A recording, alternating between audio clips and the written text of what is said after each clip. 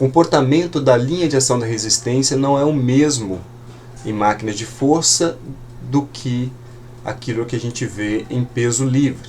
Essa imagem aqui, por exemplo.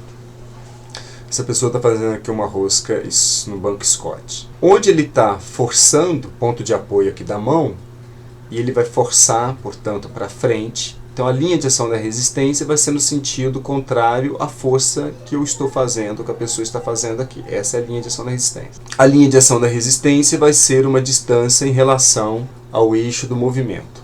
Que ele está colocando aqui um valor de... ele está dando mais ou menos a distância aqui. E esse seria o braço de resistência. Veja que quando ele está lá no final do movimento, esse braço praticamente não muda. Por quê? A linha de ação da resistência continua sendo assim. Veja que já não é mais em direção ao solo. Nem é em direção ao solo aqui, nem é aqui. Mas é contrário à força que eu estou exercendo. Como nessa fase que eu estou fazendo força em direção ao meu rosto, a linha de ação da resistência é nesse sentido para cá.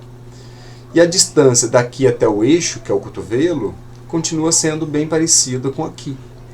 Então, numa máquina de força, não todas, obviamente, mas nesse exemplo aqui, o braço de resistência, portanto, o torque resistivo, ele não muda muita coisa, diferente do peso livre. Por outro lado, a minha capacidade de produzir força, ela é diferente do início ao fim. Então, trabalhar com máquina de força, trabalhar com peso livre, gera uma resistência que é diferente. Tá? Isso é uma das coisas que eu acho importante.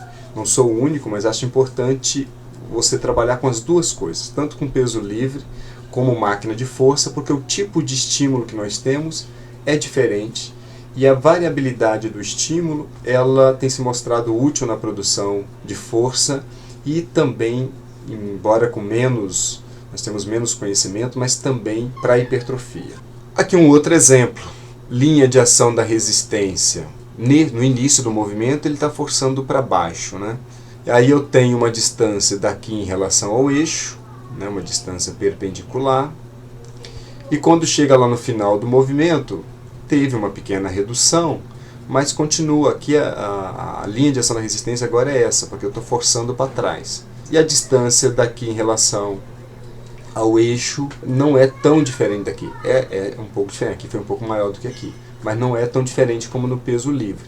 Isso vai variar de máquina para máquina. Por exemplo, nesse tipo de máquina, você tem às vezes um rolamento da posição do apoio, né? Isso diminui a distância em relação ao eixo. Tá?